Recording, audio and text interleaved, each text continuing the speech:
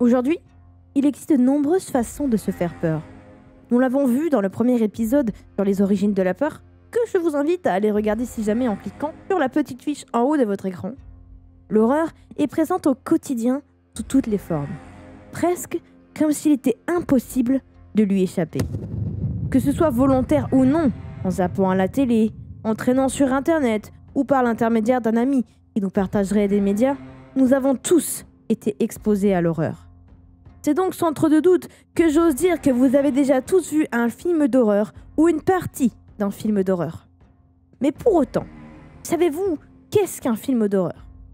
Comment ce genre horrifique a-t-il réussi à se populariser et à devenir incontournable malgré les réactions et les polémiques qu'il suscite ? Continuant d'attirer du public, la peur est un des moyens les plus lucratifs et populaires du 7e art. Non ? Essayons alors d'élucider ce mystère qui entoure les fameux films d'horreur.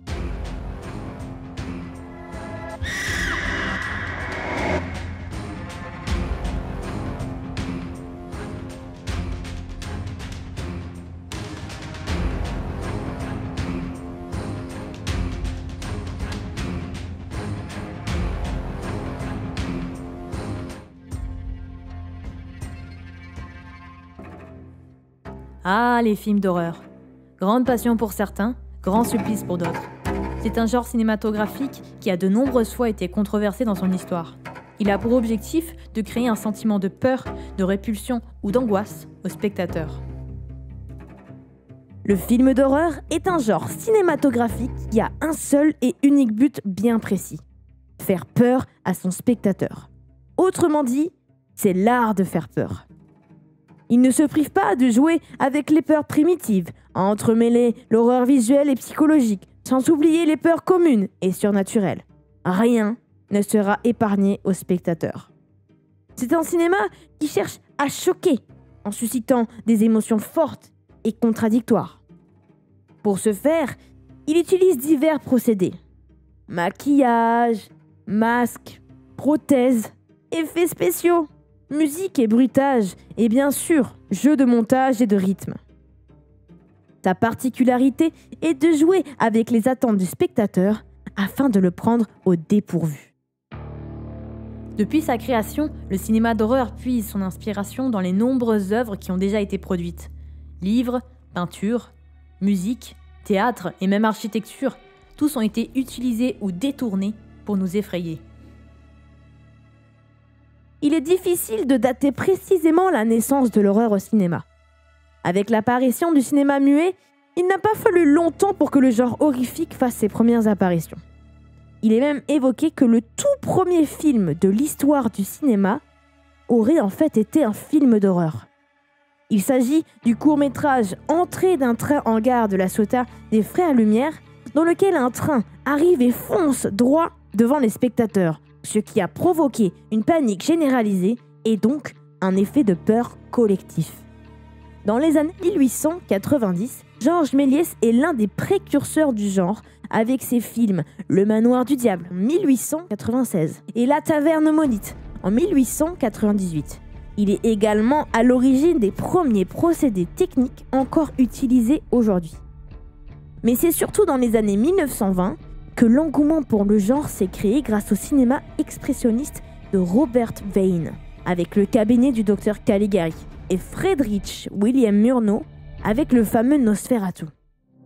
Le genre horrifique est divisé en de nombreux sous-genres. Il se renouvelle constamment au fil des années. Il profite des évolutions techniques pour se perfectionner et continuer de surprendre. Il n'hésite pas à pervertir les tendances et à jouer avec les faits marquants de l'histoire. La période des années 50 est marquante. Juste après la Seconde Guerre mondiale, cette époque voit le développement de l'arme nucléaire, qui inspire un nouveau genre de film, les films de monstres, que l'on pourrait qualifier de films de science-fiction horrifiques. Les monstres, souvent faits en carton-pâte et peu crédibles, amènent néanmoins le cinéma d'horreur à un niveau supérieur, en jouant avec l'imaginaire populaire. Dans les années 60, on assiste à l'émergence des films d'auteurs horrifiques, tels que Rosemary Baby de Polanski et Les yeux sans visage de Franjou. Ces films présentent des préoccupations esthétiques avec des décors baroques et un jeu sur les couleurs et motifs. Les années 70 sont une période nihiliste pour les films d'horreur, avec des films à l'esthétique marquée, mais aux meurtres violents et aux sous-textes pessimistes, comme ceux de Dario Argento et les premiers films de John Carpenter. C'est la naissance des premiers slashers. Contrairement aux années 70, les années 80 sont souvent considérées comme des films à paillettes, avec des couleurs vives et des musiques kitsch. L'enfant devient une figure centrale dans ces films où il doit souvent lutter contre les monstres. Les films des années 80 prennent le contre-pied des années 70 en adoptant un ton plus léger. Les années 90 voient l'apparition du thriller horrifique, avec un film tel que Le Silence des agneaux, où l'enquête policière se mêle à l'horreur psychologique. Les années 2000 sont souvent considérées comme une période creuse pour le cinéma d'horreur. Mais c'est une fausse idée.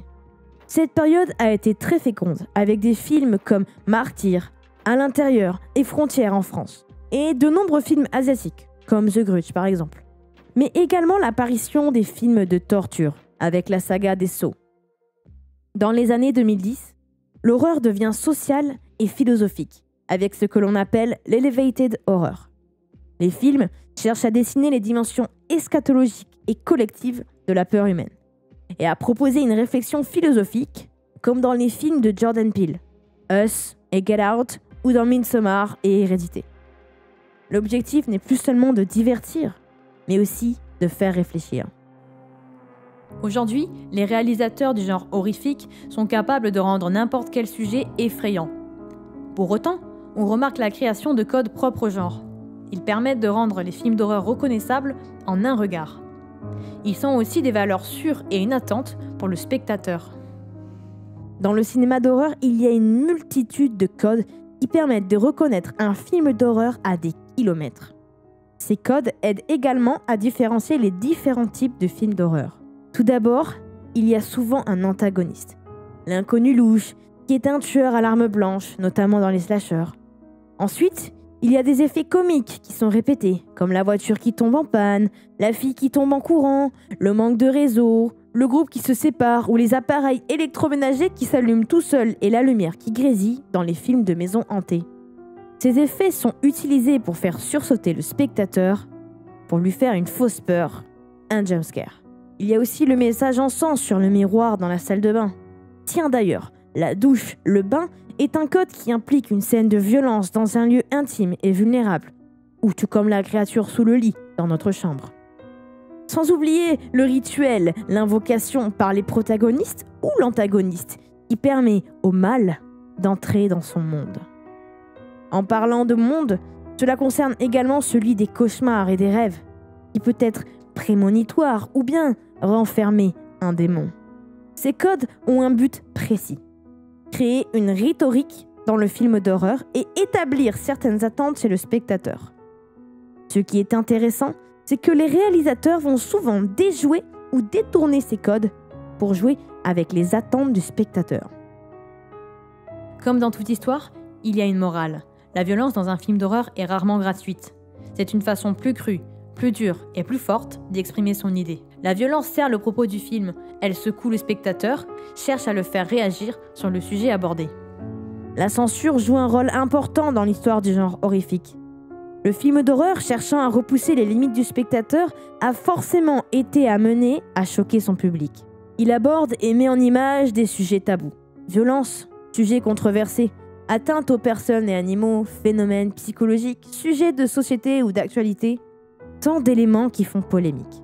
Pour prendre l'exemple d'un film extrême qui a subi de fortes censures, A Serbian Film montre des scènes de violence sexuelle dans le cadre d'un tournage de film pour adultes. Se veut en réalité être une critique exacerbée de la guerre, du sentiment de soumission, de viol et d'exploitation par l'autorité causé par les 15 années de guerre en Yougoslavie. C'est un exutoire des souffrances des victimes de cette période traumatisante du pays. La censure a un objectif double dans le cinéma d'horreur.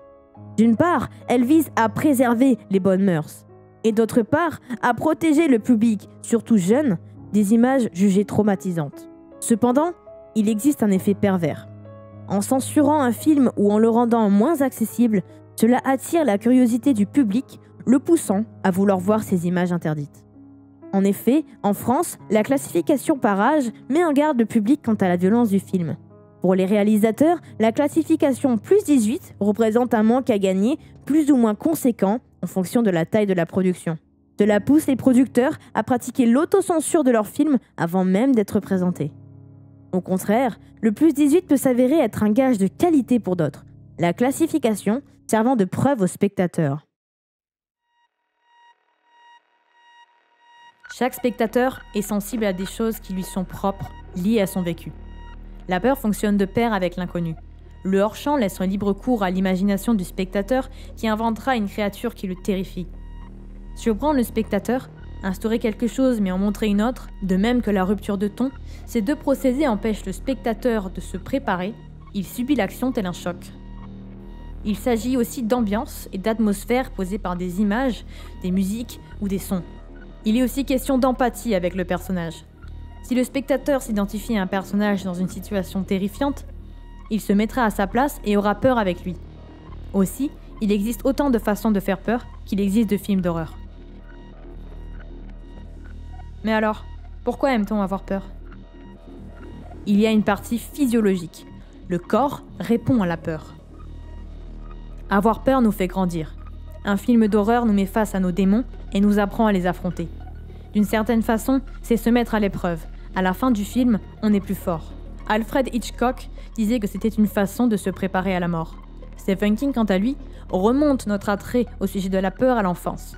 Quand nos parents nous surprenaient en cachant leur visage avec leurs mains et en les découvrant rapidement en criant « bouh ».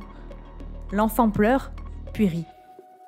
Merci d'avoir regardé jusqu'au bout. Vous n'imaginez pas à quel point ça me fait plaisir.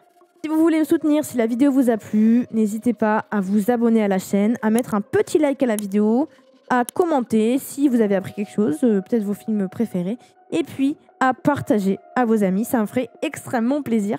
Sur ce, je vous dis à très bientôt, à la prochaine. Ciao ciao!